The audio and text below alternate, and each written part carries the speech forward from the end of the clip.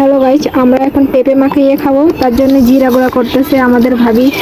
এমন গুঁড়া করলো জিরা গুঁড়া করার ঢং নাই ভাবির। কাঁচের গ্লাস নিয়ে বসছে জিরা গুঁড়া করতে। আপনারা যারা যারা জিরা গুঁড়া করতে না পারেন ভাবির কাছ থেকে শিখে নেন। চলুন এখন আমরা পেঁপে মাখাই খাবো। ফার্স্টে পরিমাণ মতন একটু লবণ নিয়ে নিলাম, লবণ নিয়েছি। আর এখন এই যে শুকনো মরিচ আগেই ভেজে গুঁড়া করে রাখছিলাম, নিয়ে নেবো। একটু ঝাল না হলে ভালো লাগে না মাখানোতে, তো একটু শুকনো মরিচ গুঁড়া করে নিয়েছি ভেজে। আর এখন দেবো হচ্ছে তেঁতুলের আচার। এই যে ভাবি নিজের হাতে বানিয়েছি তেঁতুলের আচারটি, সেই স্বাদ। আমি আসবো বলে ফ্রিজে লুকায় রাখছিল, আমি এখন ফ্রিজ থেকে বের করে নিয়ে আসছি। জোর করে হইলেও এই আচার আজকে খেয়েই ছাড়বো এই সিদ্ধান্ত নিয়েছি। তো ভাবলাম খালি খাবো, কোনো পেঁপেটা মাখিয়ে খাই। ফ্রিজে লুকায় রেখে কোনো লাভ নাই। এই দেখেন আচারের কালার দেখছেন, সবই পারে, খালি একটু ঢং করে বেশি। দিব ও জিব্বাই এখনই পানি চলে আসতেছে আচার দেখা, আর দর সহ্য হচ্ছে না। ভাবির হাতের আচার একবার খাইলে বারবার খেতে ইচ্ছে করবে। তো আপনাদের সামনে একটা বিষয় শেয়ার করি। আমি যখন পেঁপেটা যে এরকম মাখাচ্ছিলাম, তখনই সে মোবাইলটা হাতে নিয়ে দেখে তার একটা স্টার সেন্ড করছে একটা ফ্রেন্ড। সে মহা খুশি হয়ে যায়। এখন থেকে স্টারটা দুঃস্বপ্ন ছিল একটা, আসলে পাইনি স্টার। এরকম করো।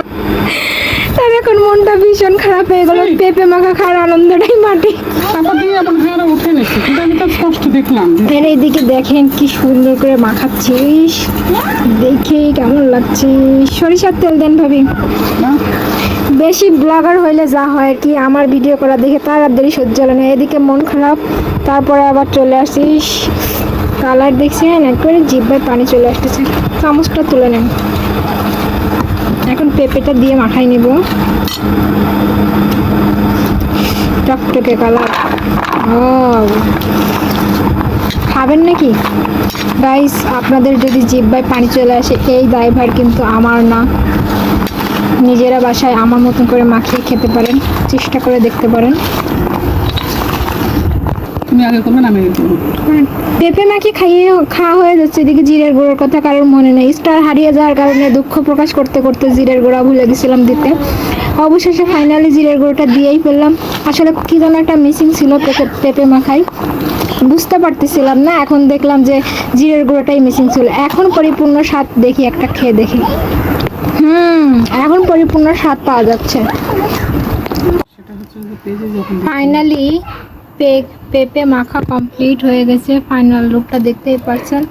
ও সেই কালার আসছে।